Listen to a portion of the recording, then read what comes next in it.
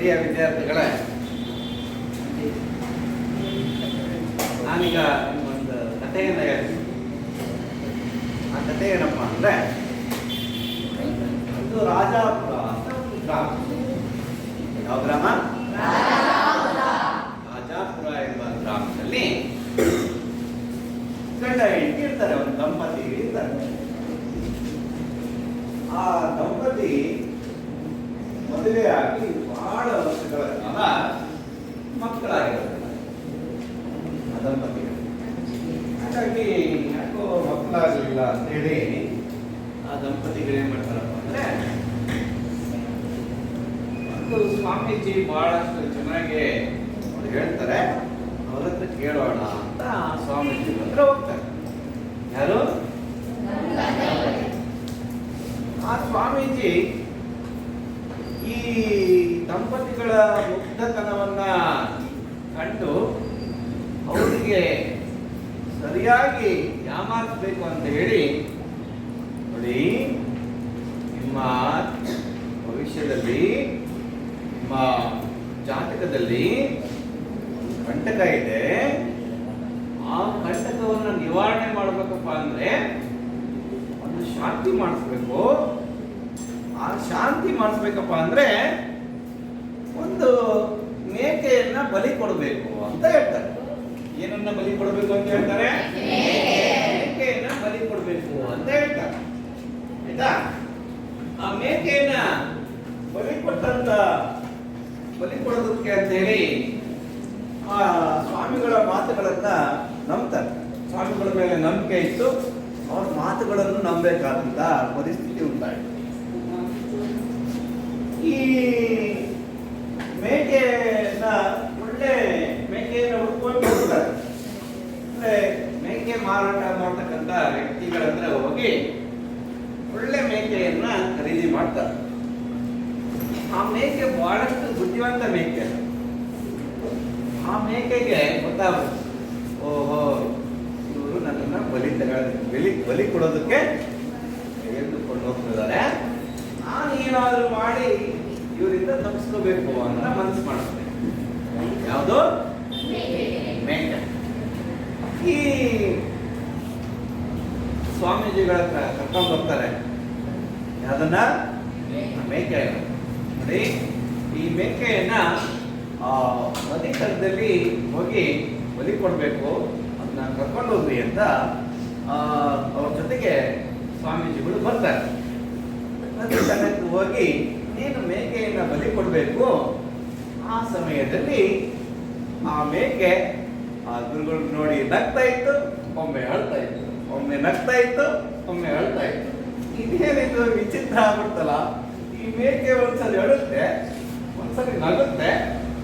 ಇದರ ಜೀವನ ವೃತ್ತಾಂತ ಏನು ಅಂತ ತಿಳ್ಕೋಬೇಕು ಅಂತ ಅದನ್ನು ಕೇಳಿದಾಗ, ನೋಡಿ ಸ್ವಾಮಿ, ನಾನು ನಿಮ್ಮಂಗೆ ಕಳೆದ ಜನ್ಮದಲ್ಲಿ, ಹಿಂದಿನ ಜನ್ಮದಲ್ಲಿ ಮೇಕೆ ಆಗಿದ್ದೆ. ಆದರೆ ನಾನು ಪ್ರಾಣಿಗಳನ್ನು ಬಲಿ ಕೊಡೋದಕ್ಕೆ ಈ ಜನ್ಮದಲ್ಲಿ ಮೇಕೆಯಾಗಿ ಹುಟ್ಟಿದ್ದೀನಿ. ನೀವು ಎಷ್ಟೊಂದು ಜೀವಿಗಳನ್ನ ಬಲಿ ಕೊಡ್ತಾ ಇದ್ದೀರಾ, ನೀವು ಮುಂದಿನ ಜನ್ಮದಲ್ಲಿ ಮೇಕೆ ಆಗ್ತೀರೇನೋ ಅಂತ ನನಗೆ ಸಂಕಟ ಆಗ್ತೈತೆ. ಮುಂದೆ ಏನೇನೋ ಕಾದಿದೆಯಾ ನಿಮಗೆ ಅಂತ ಹೇಳಿ, ಹಾಗ ಅಂತ ಹೇಳಿ ಆ ಮೇಕೆಯನ್ನ ಬಲಿ ಕೊಡೋದನ್ನ ಬಿಟ್ಟು ಸ್ವಾಮೀಜಿ ಅಲ್ಲಿಂದ ಏನ್ ಮಾಡ್ತಾರೆ, ಯಾವುದೇ ಪ್ರಾಣಿಗಳನ್ನು ಬಲಿ ಕೊಡೋದನ್ನು ನಿಲ್ಲಿಸಿ ಒಳ್ಳೆಯ ಮನುಷ್ಯ ಆಗ್ತಾರೆ. ಯಾರು? ಸ್ವಾಮಿ. ಹೌದಾ? ಈ ರೀತಿಯಾದಂತಹ ಒಂದು ಕಥೆಯನ್ನು ಆಧರಿಸಿದ್ರೆ ನಾವಿವತ್ತು ತಿಳ್ಕೋಬೇಕಾಗಿರ್ತಕ್ಕಂತಹ ಪದ್ಯ ಬಲಿಯದಿದ್ದರೆ ಮುನಿವೆ. ಕಥೆ ಅರ್ಥ ಆಯ್ತಾ ನಿಮಗೆ? ಅರ್ಥ ಆಯ್ತಲ್ಲ? ಅದೇ ತರ ಇಲ್ಲಿ ಒಂದು ಪದ್ಯ ಇದೆ ನಮಗೆ. ಆ ಪದ್ಯವನ್ನು ತಿಳ್ಕೊಳ್ಳೋಣ. ಆಯ್ತಾ? ಆ ಪದ್ಯದ ಹೆಸರೇನು? ಬಲಿಯದಿದ್ದರೆ ಮುನಿವೆ. ಎಲ್ಲರೂ ತೆಗೀರಿ. ಬಲಿಯದಿದ್ದರೆ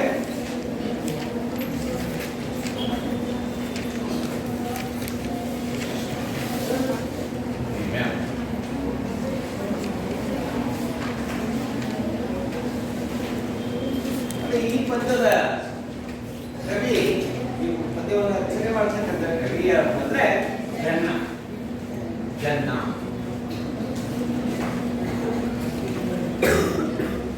ಜನ್ನ. ನಿಮಗೆ ರತ್ನತ್ರಯರು ಅಂತ ಗೊತ್ತಾ? ರತ್ನತ್ರಯರು ಕನ್ನಡದ ರತ್ನತ್ರಯರು ಹೇಳಿದ್ದೀರಾ? ರತ್ನತ್ರಯರು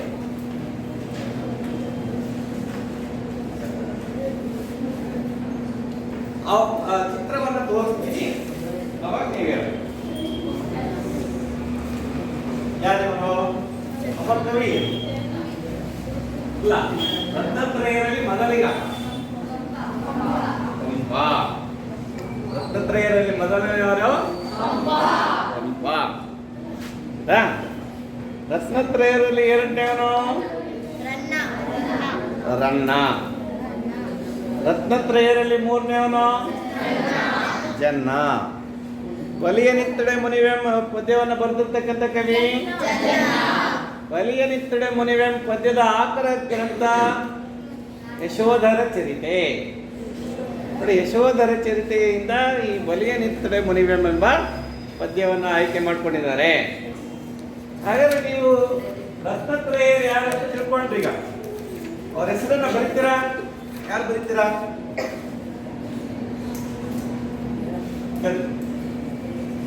ಬೇಗ ಬರಬೇಕು, ಬೇಗ ಬರಬೇಕು. ಮೊನ್ನೆ ಬೇಗ ಓಡಿ ಬನ್ನಿ. ಕೈ ಎತ್ತಿದ ಸಾಲ ಓಡಿ ಬರ್ಬೇಕು.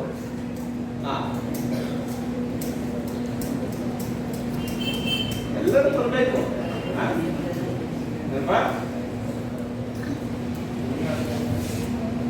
ನಿರಂಜನ್,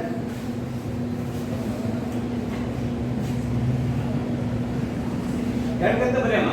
ಮೊನ್ನೆ ಯಾರು ಹೇಳು?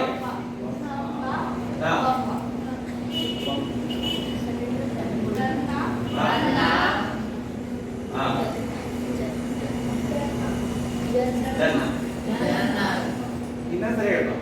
ರತ್ನತ್ರಯರು. Very good.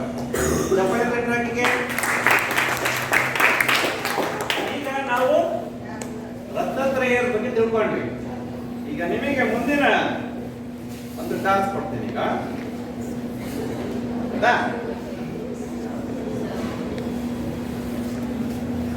ಈಗ ನಾವು ಪಂಪನ್ನು ಬಿಡ್ಬೇಕು. ಕವಿ ಚಕ್ರವರ್ತಿಗಳು.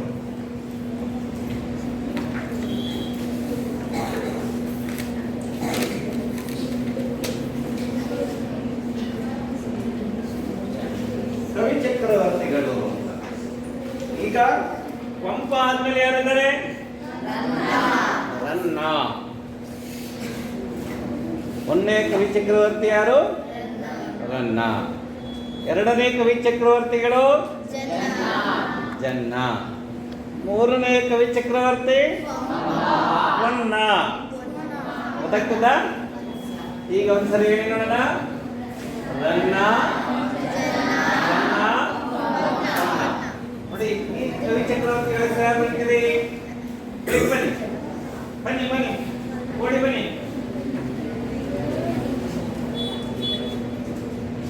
ಗೊತ್ತಾಗ್ತೈತಲ್ಲ ನಿಮ್ಗೆ?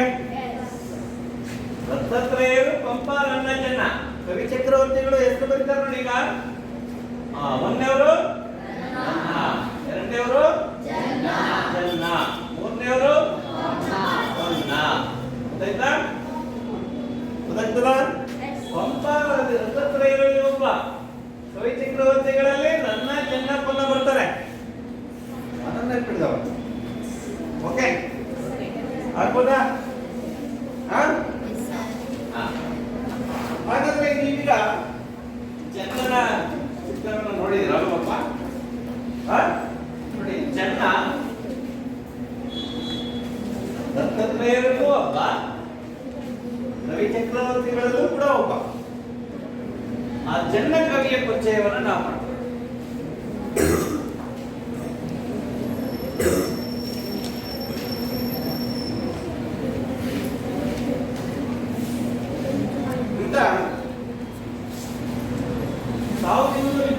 ಇದ್ದಂತ ಒಬ್ಬ ಕವಿ. ಕಾಲ 1227 1925 1900 1225ನೇ ಇಸ್ವಿಯಲ್ಲಿ ಇದ್ದಂತ ಒಬ್ಬ ಕವಿ. ಈತನ ಜನ್ಮಸ್ಥಳ ನೀವೆಲ್ಲ ಹಳೇಬೀಡು ಅಂತ ಕೇಳಿದ್ರಲ್ಲ, ಆ ಹಳೇಬೀಡು ಪ್ರಾಂತದ ಒಬ್ಬ ಕವಿ. ಈತನ ಜನ್ಮಸ್ಥಳ ಯಾವುದು? ಹಳೇಬೀಡು. ಹಳೆಯ ಬೀಡು ಬೇಡನಾಳ ಮಾನವೆನಿದ್ದ ಸುಂದರಂ, ಬಿಳಿಯ ಕೊಳದ ಕಾಲ ಕಳದ ಗಿಡುಕರನಿದ್ದ ಬಂಧುರಂ ಅಂತ. ಹಳೆಯ ಬೀಡು ಅಂದ್ರೆ ಹಳೆ ಬೀಡು. ಅಲ್ಲಿ ಯಾವ ದೇವಸ್ಥಾನ ಇದೆ? ಬೇಲೂರು ಹಳೆ ಬೀಡಲ್ಲಿರ್ತಕ್ಕಂಥದ್ದು ಹೇಳಪ್ಪ. ಮತ್ತೆ ನಾಟಕ ಮಾಡಿದ್ರಲ್ಲೇ ಶಾಂತಲಾ ದೇವಿ ಏನಂತ ಹೇಳ್ತಾರೆ ಕೊನೆಗೆ ತೀರ್ಮಾನ ಕೊಡ್ತಾರೆ? ಹೊಯ್ಸಳೇಶ್ವರ, ಹೊಯ್ಸಳೇಶ್ವರ ದೇವಾಲಯ. ಅದು ಯಾಕೆ ಕಟ್ಟಬೇಕು ಅಂತ ಹೇಳ್ತಾರೆ ಶಾಂತಲಾ ದೇವಿ?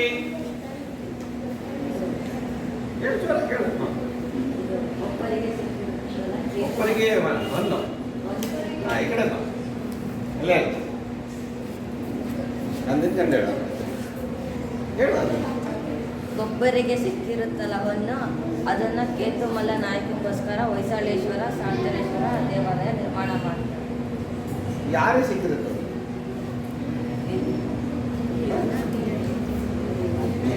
ಹೊಲದಲ್ಲಿ ಸಿಕ್ಕಿರುತ್ತೆ. ಯಾಕೆ ಸಿಗುತ್ತೆ? ಯಾರಿಗೆ ಸಿಗುತ್ತೆ?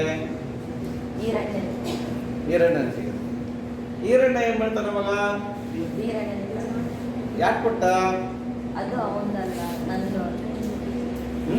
ಈರಣ್ಣಂದಲ್ಲ, ವೀರಣ್ಣಂದು ಕೊಡ್ತಾನೆ. ಇಟ್ಕೋಬೋದಾಯ್ತಲ್ಲ, ಒಂದು ದೊಡ್ಡ ಶ್ರೀಮಂತ ಆಗ್ಬೋದಾಯ್ತು. ಇದು ಮಹಾರಾಜ ಮಹಾರಾಣಿ ಅಂತ ಇರ್ಬೇಕಾದ್ರೆ ಎಲ್ಲದು ಯಾಕೆ?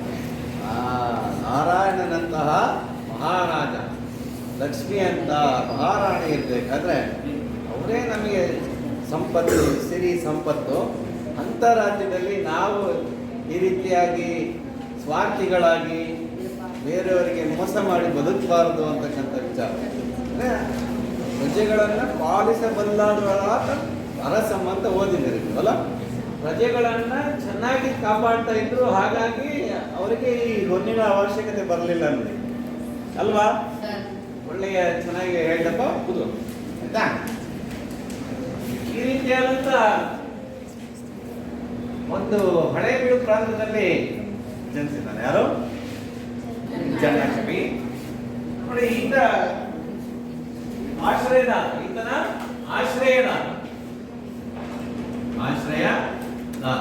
ಅಂದ್ರೆ ಈತನಿಗೆ ಯಾವ ರಾಜ ಆಶ್ರಯ ನೀಡಿದ ಅಂತ ಹೇಳ್ತೀರಿ? ಏನ್ ಹೇಳ್ತೀರಾ? ಹೊಯ್ಸಳರ ಬಲ್ಲಾಳನಿಂದ ಕವಿ ಚಕ್ರವರ್ತಿ ಎಂಬ ಬಿರುದನ್ನ ಪಡೆದಿದ್ದ ಅಂದ್ರೆ ಅರ್ಥ ಈತನ ಆಶ್ರಯದಾತ ಯಾರು? ಹೊಯ್ಸಳ ವಂಶ. ಆ ಹೊಯ್ಸಳರ ಅದೇ ಇರ್ತಕ್ಕಂಥ ಪ್ರಜಾನಿಷ್ಠೆಯ ಪದ್ಯವನ್ನು ಓದಿದ್ರು ಪಾಠನ. ಪ್ರಜಾನಿಷ್ಠೆ ಆ ಹೊಯ್ಸಳರ ಬಲ್ಲಾಳನ ಆಸ್ಥಾನದಲ್ಲಿ ಒಬ್ಬ ಕವಿ. ಯಾರು? ಚೆನ್ನ. ಈತ ರಚಿಸಿದಂತ ಕೃತಿಗಳನ್ನ ಕೃತಿಗಳು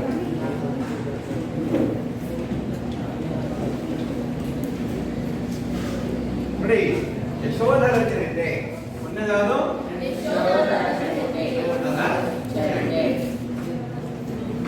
ಮೊನ್ನೆದೇನ ಯಶೋಧರ ಚರಿತೆ. ಎರಡನೇದು ಅನಂತನಾಥ ಪುರಾಣ. ಮೂರನೇದು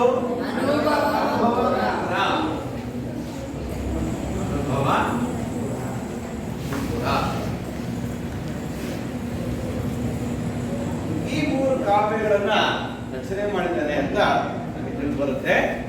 ನರಸಿಂಹ ಬಲ್ಲಾಳನ ಆಸ್ಥಾನದಲ್ಲಿ ಈತ ದಂಡಾಧಿಪತಿಯಾಗಿ ಮಂತ್ರಿಯೂ ಆಗಿದ್ದ ಅಂತಕ್ಕಂಥ ವಿಚಾರವನ್ನ ನಾವು ತಿಳ್ಕೋಬೇಕು. ಈತನ ಧರ್ಮ ಯಾವುದು? ಜೈನ ಧರ್ಮಿ. ಧರ್ಮ ಯಾವುದು? ಜೈನ ಧರ್ಮ.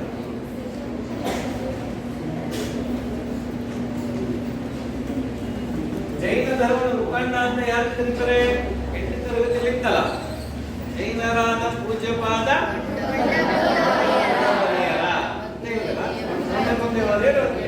ಮುಖಂಡ ಅಂತ ನಾವು ತಿಳ್ಕೊಂಡಿದ್ವಿ 8ನೇ ತರಗತಿಯಲ್ಲ ಅಲ್ವಾ?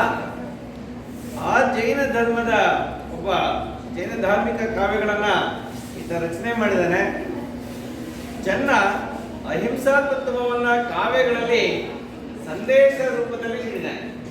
ಅಹಿಂಸಾ ತತ್ವ ಅಂದ್ರೆ ಯಾವುದೇ ಜೀವಿಗಳಿಗೆ ತೊಂದರೆಯನ್ನ ಕೊಡ್ತಕ್ಕಂಥದ್ದಲ್ಲ, ಹಿಂಸೆಯನ್ನ ಮಾಡ್ತಕ್ಕಂಥದ್ದಲ್ಲ ಅಂತಕ್ಕಂಥ ವಿಚಾರವನ್ನ ಬಹಳಷ್ಟು ಚೆನ್ನಾಗಿ ಪ್ರತಿಪಾದಿಸಿದ್ದಾನೆ ನನ್ನ ಕಾವ್ಯಗಳಲ್ಲಿ. ಅದು ನಾವು ಅದನ್ನ ಗಮನಿಸಬಹುದು ಅಂತ ಇಲ್ಲಿ ಕವಿ ತಿಳಿಸ್ಕೊಡ್ತಾರೆ. ನೋಡಿ, ಅಹಿಂಸೆ ಹಿಂಸೆಯ ಮೇಲೆ, ಅಹಿಂಸೆ ಅಹಿಂಸಾ ತತ್ವವನ್ನ ಆಚರಣೆ ಮಾಡಿದ್ರು ಯಾರು? ಗಾಂಧೀಜಿಯವರು. ಹೌದಾ? ಅಹಿಂಸೆ ಅಂದ್ರೆ ಯಾರಿಗೆ ತೊಂದರೆ ಕೊಡೋದು ಬೇಡ, ಯಾವತ್ತೇ ಜೀವ ಬಲಿಯಾಗೋದು ಬೇಡ. ನಮ್ಮ ಭಾರತ ದೇಶಕ್ಕೆ ಅಹಿಂಸೆಯಿಂದಲೇ ನಾವು ಸ್ವಾತಂತ್ರ್ಯವನ್ನು ಪಡಿಬೇಕು ಅಂತಕ್ಕಂಥ ಒಂದು ಪಣವನ್ನ ಕೊಟ್ಟಿದ್ದಾರೆ.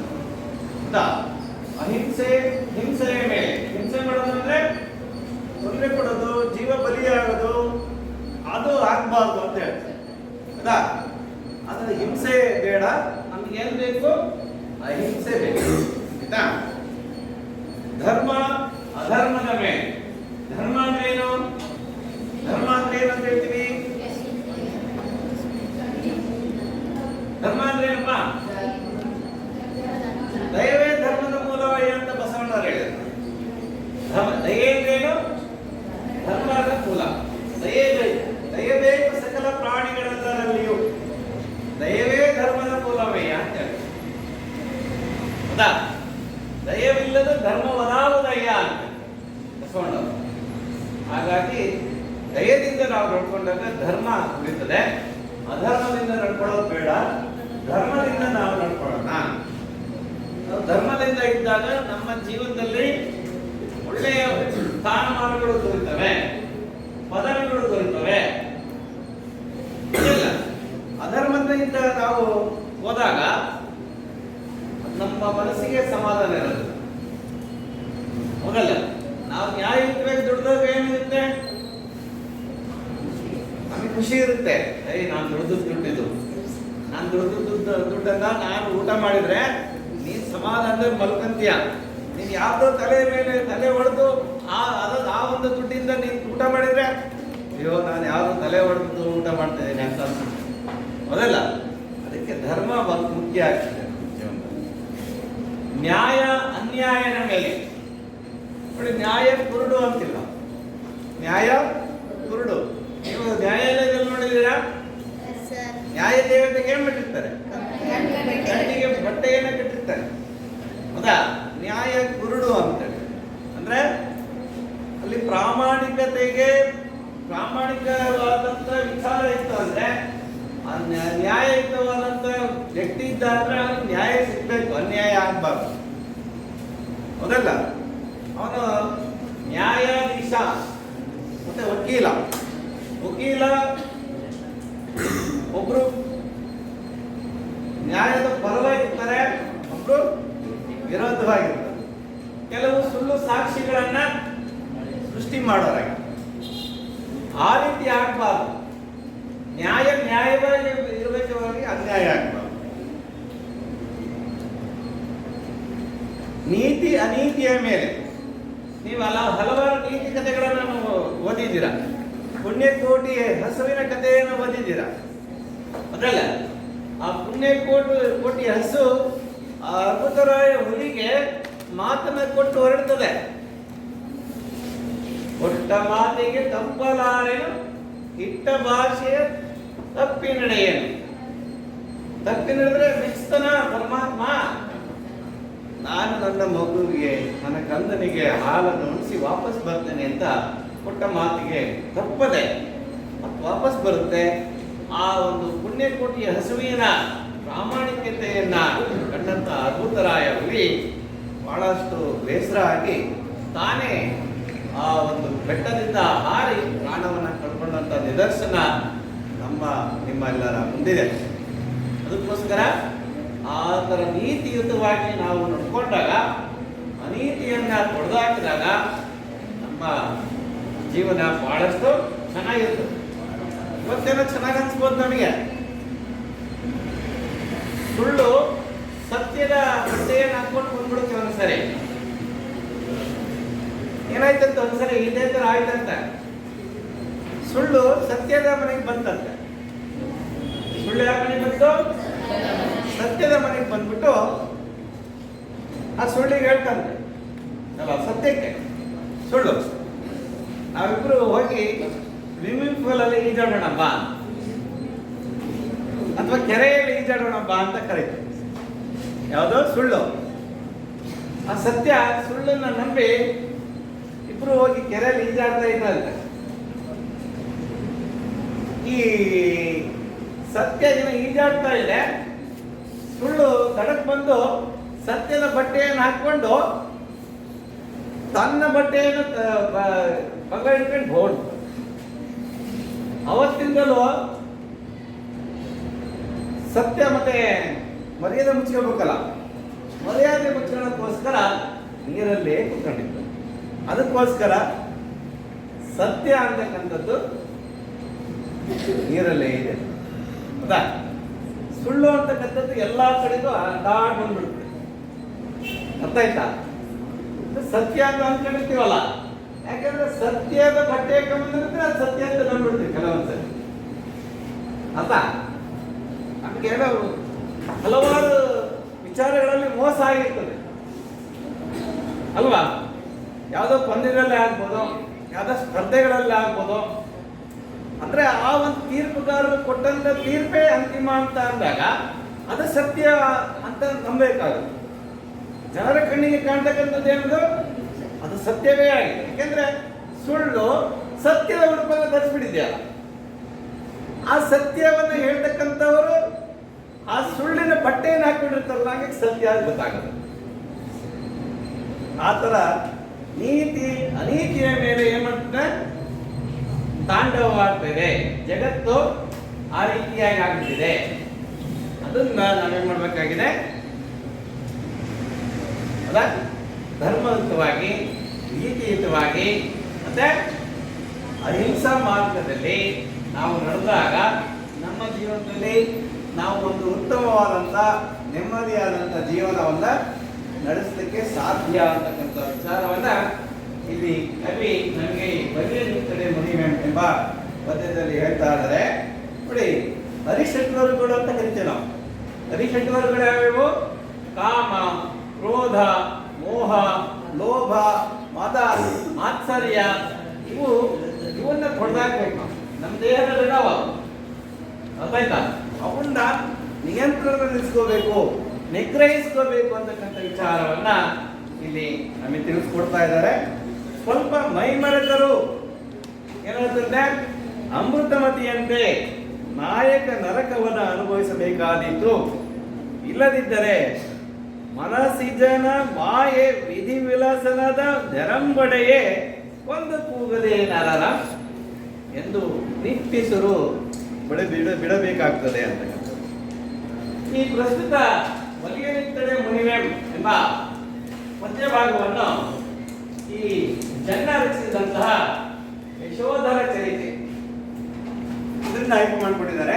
ಇದನ್ನು ಯಾರು ಸಂಪಾದನೆ ಮಾಡಿದ್ದಾರೆ ಅಂದ್ರೆ ಕನ್ನಡ ಸಾಹಿತ್ಯ ಪರಿಷತ್ತು. ಕನ್ನಡ ಸಾಹಿತ್ಯ ಪರಿಷತ್ತು ಎಲ್ಲಿದೆ? ಬೆಂಗಳೂರಲ್ಲಿದೆ. ಆ ಕನ್ನಡ ಸಾಹಿತ್ಯ ಪರಿಷತ್ತನ್ನ ಸ್ಥಾಪನೆ ಮಾಡಿದವರು ಯಾರು? ನಾಲ್ವಡಿ ಕೃಷ್ಣರಾಜ ಒಡೆಯರ್. ಅವಾಗ ದಿವಾನರು ಯಾರಾಗಿದ್ರು? ಮೈಸೂರಿನ ದಿವಾನರು ಸರ್ ಎಂ ವಿಶ್ವೇಶ್ವರಯ್ಯನವರೇ ಅಲ್ವಲ್ಲ?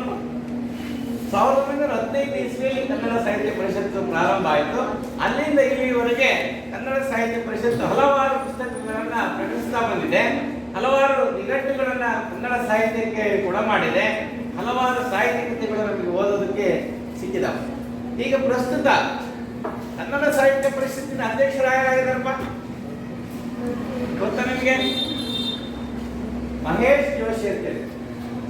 ಯಾರು? ಮಹೇಶ್ ಜೋಶಿ, ಕನ್ನಡ ಸಾಹಿತ್ಯ ಪರಿಷತ್ತಿನ ಅಧ್ಯಕ್ಷ.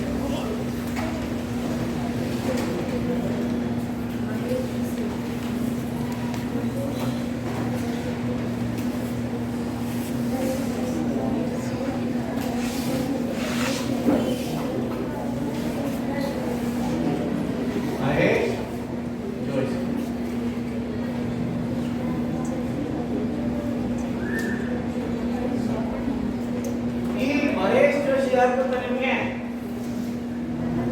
ಇವ್ರು ಏನಪ್ಪ ಅಂದ್ರೆ ನಮ್ಮ ಸಂತ ಶಿಷ್ಯರಾದ ಶರೀಫರು ಇದ್ರಲ್ಲ, ಸಂತ ಶಿಷ್ಯರಾದ ಶರೀಫರ ಹೆಸರು ಕೇಳಿದಿರಾ?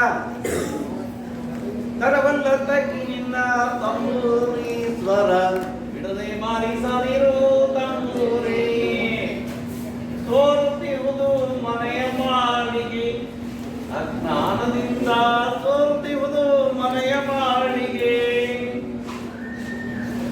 ವಿದ್ಯೆಯಬೇ ಮುದುಕಿ ವಿದ್ಯೆಯಬೇ ತಿಳಿದಿರಾ?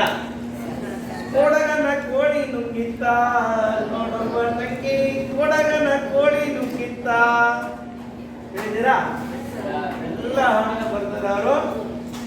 ಆಮೇಲೆ ನೀವು ಹೇಳ್ತಿರಲ್ಲ, ಏನು ಕೊಡವ ಹುಬ್ಬಳ್ಳಿ ಮಠ ಎಂತ ಚಲುಳ ಚಂದವ ಅಲ್ಲ, ಚಂದುಳ್ಳ ಚಲುವ ಅದನ್ನು ಬರೆದಂತವರು ಸಂತ ಶಿಶುನಾಳ ಶರೀಫ. ಇವರಿಗೆ ಗುರು ಆಗಿದ್ದವ್ರು ಯಾರು? ಈ ಮಹೇಶ್ ಜೋಶಿ ಅವರ ಪುತ್ರ ಗುರು ಗೋವಿಂದ ಭಟ್ಟರು. ಆ ಗುರು ಗೋವಿಂದ ಭಟ್ಟರ ಮರಿಮೊಮ್ಮಗನೇ ಮಹೇಶ್ ಜೋಶಿ ಅವರು ಕನ್ನಡ ಸಾಹಿತ್ಯ ಪರಿಷತ್ತಿನ ಅಧ್ಯಕ್ಷರಾಗಿದ್ದಾರೆ. ಬರ್ಕೊಂಡಿರ್ಬೇಕು ನೀವು, ನಿಮಗೆಲ್ಲರೂ ಕಾಂಪಿಟೇಷನ್ ಕೇಳ್ತಿರ್ತಾರೆ ಆಯ್ತಾ? ನೋಡಿ, ಕನ್ನಡ ಸಾಹಿತ್ಯ ಪರಿಷತ್ತು ಪ್ರಕಟಿಸಿರ್ತಕ್ಕಂತಹ ಹೊರತಂದಿರ್ತಕ್ಕಂತಹ ತೆಕ್ಕುಂಜೆ ಗೋಪಾಲಕೃಷ್ಣ ಭಟ್ಟ ಅವರ ಸಂಪಾದಿಸಿರ್ತಕ್ಕಂತಹ ಗ್ರಂಥ ಚನ್ನಕವಿ ವಿರಚಿತ ಯಶೋಧರ ಚರಿತ್ರೆ ಕಾವ್ಯದಿಂದ ಆಯ್ಕೆ ಮಾಡಿಕೊಂಡು ಸಂಯೋಜಿಸಿ ತೆಗೆದುಕೊಳ್ಳುತ್ತಾರೆ. ಆಯ್ತಾ? ಈ ಬಲಿಯಂತರೇ ಬಲಿಗಳು ಈ ಪದ್ಯದ ಪೂರ್ವ ಕಥೆಯನ್ನು ನಾವು ತಿಳ್ಕೋಬೇಕು. ಯಾವ ಕಥೆ? ಪೂರ್ವ ಕಥೆಯನ್ನ ಈಗ ತಿಳ್ಕೊಳ್ಳೋಣ.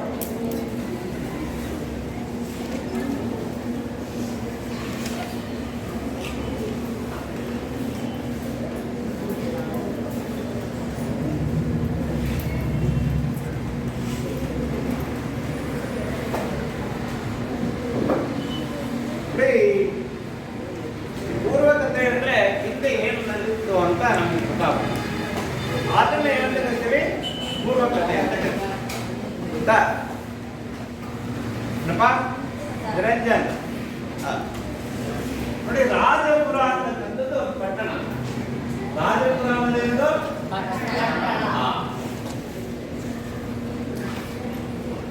ಪಟ್ಟಣ ಅಂದ್ರೆ ಈ ಕಡೆ ಹಳ್ಳಿನೂ ಅಲ್ಲ, ಕಡೆಗೆ ನಗರನೂ ಅಲ್ಲ.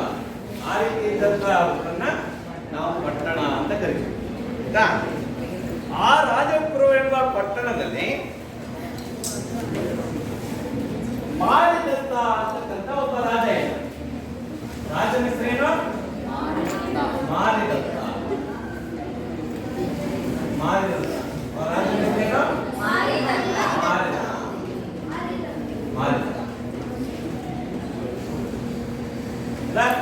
ಮಾರಿದತ್ತ ಅಂತ ಎರಡು ಹೆಸರೇ ಅಲ್ಲ, ರಾಜ. ರಾಜ ರಾಜ ಈ ರಾಜನಿಗೆ ಒಬ್ಬ ತಳಾರ ಇರ್ತಾನೆ ಆ ರಾಜ್ಯದಲ್ಲಿ. ಆ ತಳಾರ ಇದ್ದಂತ ರಾಜ್ಯದಲ್ಲಿ, ಆ ಮಾರಿದಂತ ಇದ್ದ ರಾಜ್ಯದಲ್ಲಿ ಒಂದು ದೇವಾಲಯ ಇರ್ತದೆ. ಆ ದೇವಾಲಯ ದೇವಿ ಹೆಸರು ಚಂಡಮಾರ.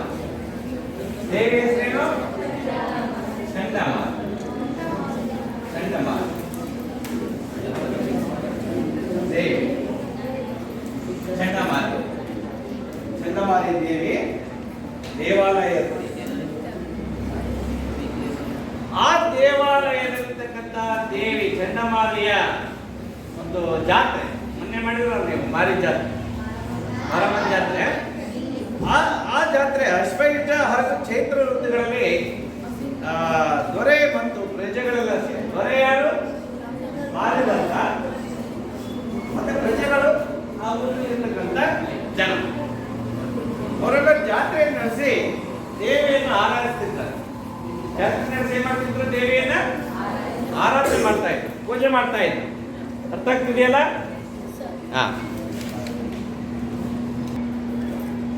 ಒಮ್ಮೆ ಚೈತ್ರ ಮಾಸದಲ್ಲಿ ಜಾತ್ರೆ ನಡೆಯಬೇಕಿತ್ತು.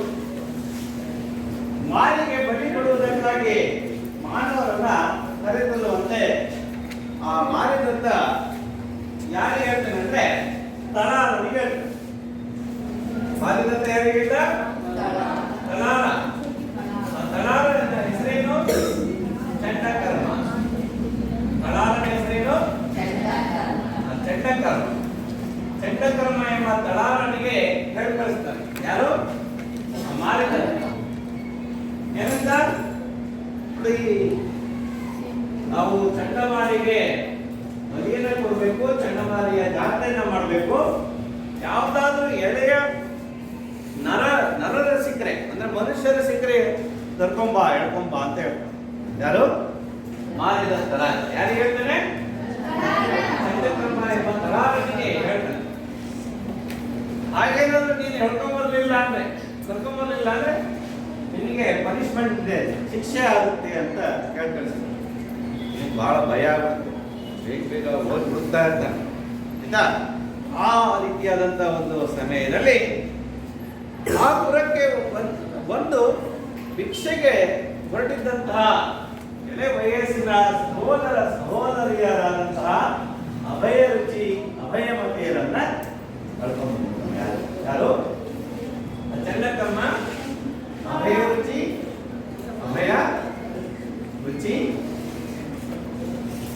ಮತ್ತೆ ಅಭಯಮತಿ ಅಂತಕ್ಕಂಥ ಸಹೋದರಿಯರು. ಅಣ್ಣ ಹಾಗೆ ತಂಗಿ. ಯಾರು? ಅಣ್ಣ ತಂಗಿ ಇಬ್ಬರು ಭಿಕ್ಷಾಟನೆಗೆ ಬಂದಿದ್ರು.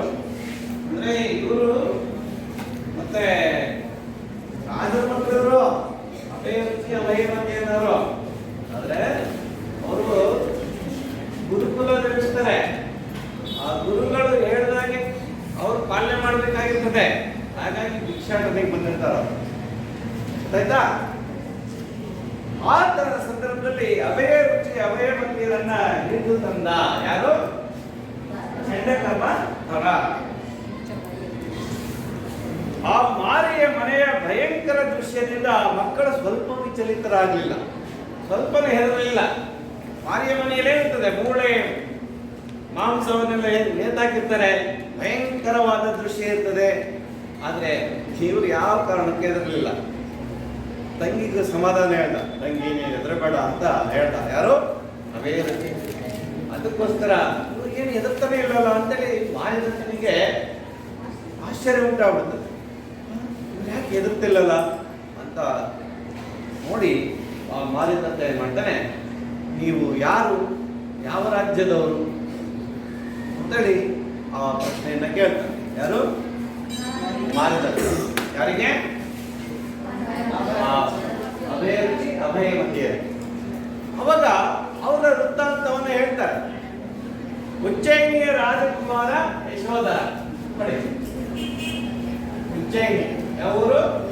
ಉಜ್ಜಯಿನಿ ಎಂಬ ರಾಜ್ಯ. ಉಜ್ಜಯಿನಿ ಎಂಬ ರಾಜ್ಯ.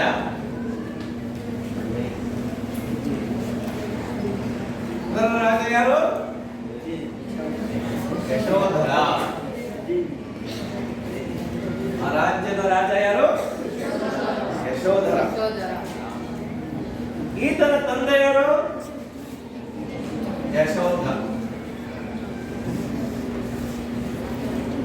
ತಾಯಿ ಹೆಸರೇನು? ಚಂದ್ರಮತಿ. ತಾಯಿ ಹೆಸರೇನು? ಚಂದ್ರಮತಿ. ಈ ಯಶೋಧ ಮತ್ತು ಚಂದ್ರಮತಿಯರ ಮಗ ಯಾರು? ಯಶೋಧರ. ಈತನ ಪತ್ನಿ ಅಮೃತಮತಿ. ಯಶೋಧರನ ಪತ್ನಿ ಹೆಸರೇನು? ಅಮೃತಮತಿ. ಅರ್ಥಾಗ್ತದೆ ನಿಮಗೆ?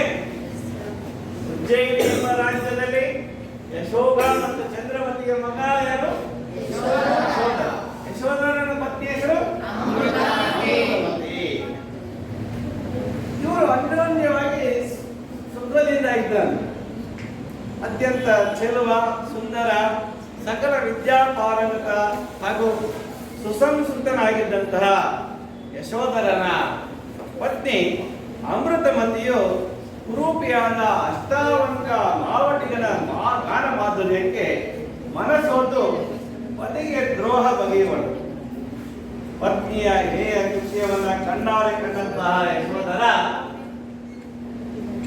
ಏನಾಗ್ತಾನೆ? ಯಶೋಧರ ಅತ್ಯಂತ ಖಿನ್ನನಾಗ್ತಾನೆ. ಮನಸ್ಸಿನಲ್ಲಿ ಬೇಸರ ಉಂಟಾಗ್ಬಿಡುತ್ತಾನೆ. ಅದನ್ನ ತಾಯಿ ಚಂದ್ರಮತಿ ದೇವಿ ಅಂತ ಬಂದು ಹೇಳ್ತಾನೆ. ಯಾರು? ಯಶೋಧರ ತನ್ನ ತಾಯಿ ಚಂದ್ರಮತಿ ದೇವಿ ಪರಿಪರಿಯಾಗಿ ಬೇಡಿಕೊಂಡಾಗ ಮನಸ್ಸಿನ ಖಿನ್ನತೆಯನ್ನ ಕಳ್ಕೊಳ್ತಾನೆ. ಮನಸ್ಸಿನ ಖಿನ್ನತೆಗೆ ಕಾರಣ ಏನು ಅಂತ ಹೇಳಲಾದರೆ, ಕಳೆದಂತಹ ರಾತ್ರಿ ದುಸ್ವಪ್ನವನ್ನ ಕಂಡೆ ಅಂತ ಹೇಳ್ತಾರೆ. ಕೆಟ್ಟ ಕನಸನ್ನ ಕಂಡೆ. ಆ ಕನಸಿನಲ್ಲಿ ಈ ರೀತಿ ಆಯಿತು. ಸ್ವಪ್ನ ದೋಷ ನಿವಾರಣೆಗಾಗಿ ಪ್ರಾಣಿ ಬಲಿಯನ್ನ ಕೊಡಲು ಒಪ್ಪದೆ ಆ ತಾಯಿ ಏನ್ ಮಾಡ್ತಾಳೆ? ತಾಯಿಯರು ಚಂದ್ರಮತಿ ತಾಯಿಯ ಸಮಾಧಾನಕ್ಕಾಗಿ ಹಿಟ್ಟಿನಿಂದ ಮಾಡಿದಂತ ಕೋಳಿಯೊಂದನ್ನ ಬಲಿ ಕೊಡಲು ಒಪ್ಪುವರು. ಯಾರು? ಯಶೋಧರ. ಅದಕ್ಕೆ ಹಿಟ್ಟಿನ ಕೋಳಿಯನ್ನ ಬಲಿ ಕೊಟ್ಟಾಗ ಅದರೊಳಗೆ ಏನಾಯ್ತಂತೆ? ಒಂದು ಬೆಂತರ ಅಂದ್ರೆ ದೇವ ಕೌತ್ಕೊಂಡಿತ್ತಂತೆ. ಆ ಬೆಂತರ ಒಂದು ಕೂಗಿ ಹಸದಿ ಇತ್ತು, ಸತ್ತೋಗ್ಬಿಡ್ತಾರೆ. ಏನಾಯ್ತು? ಅದು ಹಿಟ್ಟಿನಿಂದ ಮಾಡಿದ ಕೋಳಿ ಆದ್ರೆ ಅದರೊಳಗೆ ಒಂದು ಬೆಂತರ ಸೇರ್ಕೊಂಡಿತ್ತು. ಅದನ್ನ ಬಲಿ ಕೊಟ್ಟಾಗ ಬಲಿ ಕೊಟ್ಟಾಗ ಹಸದಿ ಬಿಡ್ತಂತೆ.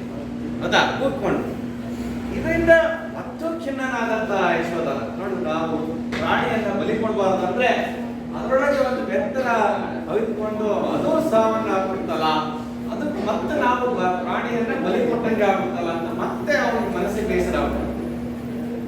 ಮಗನಾದಂತ ಯಶೋಮತಿಗೆ ಪಟ್ಟ ಕಟ್ಟಿ ಅವಾಗ ಏನಾಗ್ತಾನೆ? ಅವರು ಕಾಡಿಗೆ ಹೋಗ್ಬಿಡ್ತಾರೆ. ಯಾರೋ ಈ ಯಶೋಧರನ ಮಗನ ಹೆಸರೇನು? ಯಶೋಮತಿ.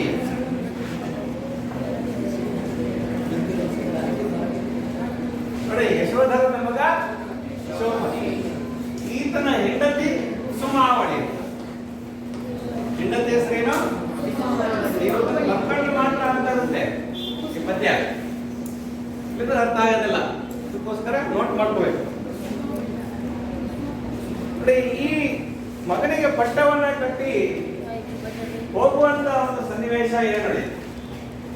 ಆ ಯಶೋಮತಿಗೆ ಪಟ್ಟ ಕಟ್ಟಿ ಕಾಡಿಗೆ ತಪಕ್ಕೆ ಹೊರಡಲು ಸಿದ್ಧನಾಗಿರ್ತಾನೆ. ಯಾರು? ಯಶೋಧರನ ಪತ್ನಿ ಯಾರು? ಆ ವಿಚಾರ ಅಮೃತಮತಿಗೆ ತಿಳಿದೇ ಮಾಡ್ತಾರೆ. ಅಮೃತಮತಿ ತನ್ನ ಗಂಡ ಯಶೋಧರನಿಗೂ ಅತ್ತೆ ಚಂದ್ರಮತಿಗೂ ವಿಷಯಕ್ಕೆ ಬಂದ್ಬಿಡ್ತಾರೆ. ಗೊತ್ತಾಗ್ತೈತೆ ನಿಮಗೆ? ಗಂಡ ಯಾರು?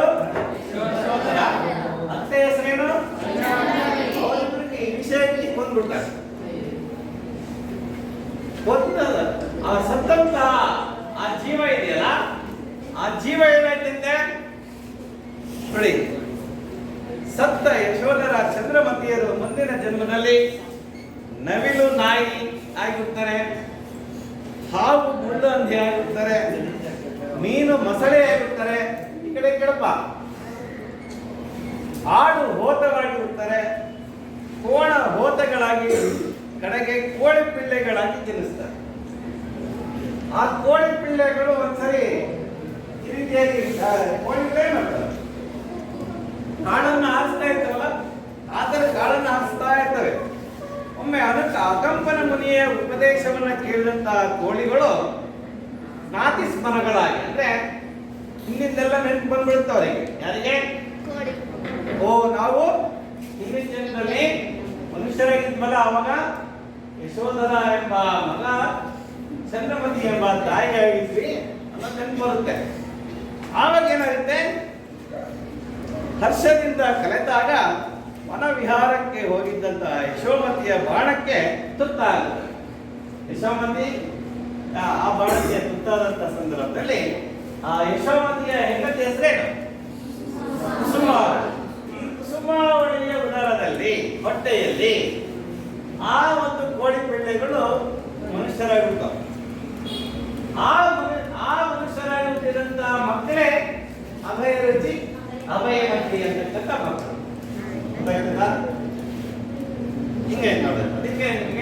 ತರ ನೋಡ್ಕೊಂಡ್ರೆ ಬಹಳಷ್ಟು ಈಸಿ ಆಗುತ್ತೆ.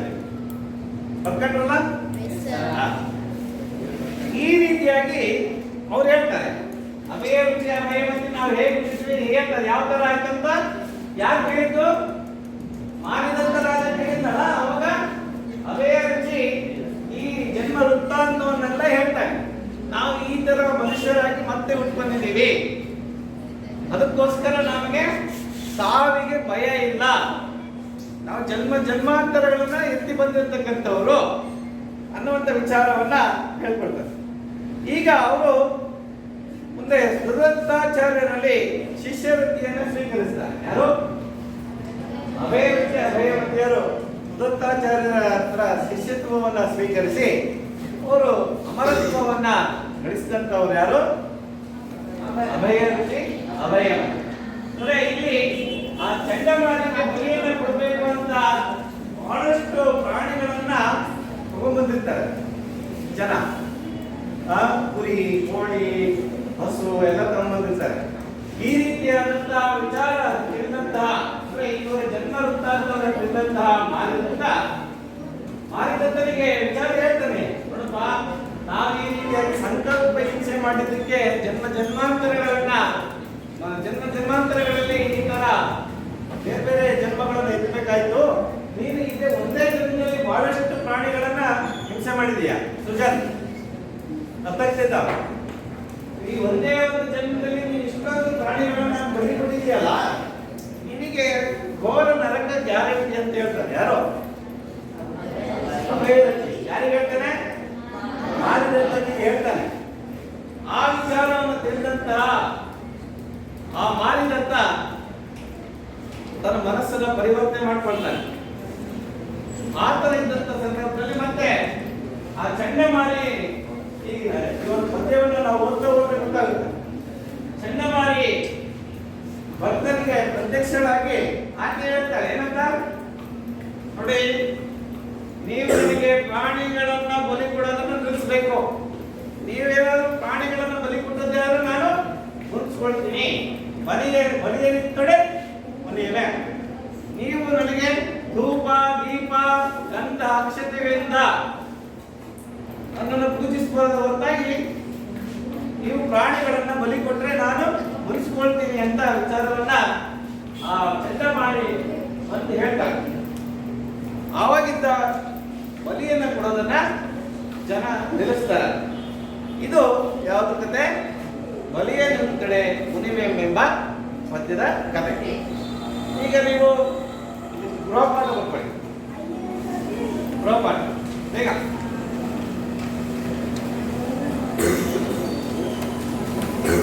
ಅಭಯರುಚಿಯ ಸಹೋದರಿಯ ಹೆಸರು ಡ್ಯಾಶ್. ಅಭಯರುಚಿಯ ಸಹೋದರಿಯ ಹೆಸರು ರುಚಿ ಮತ್ತು ಅಭಯಮತಿಯರನ್ನು ಡ್ಯಾಶ್ ಬಂದಿದ್ದಾಗ ಸೆರೆ ಹಿಡಿಯಲಾಯಿತು.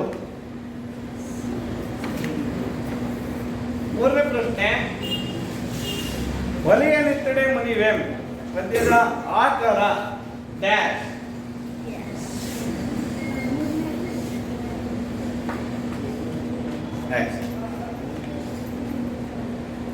ಕುಸುಮದತ್ತನ ತಂದೆಯ ಹೆಸರೇನು?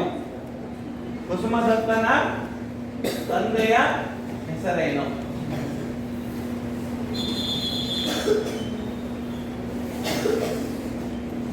ಇಷ್ಟು ನಿಮಗೆ ಗೃಹಪಾಠ ಮಾಡ್ಕೊಂಬನ್ನಿ.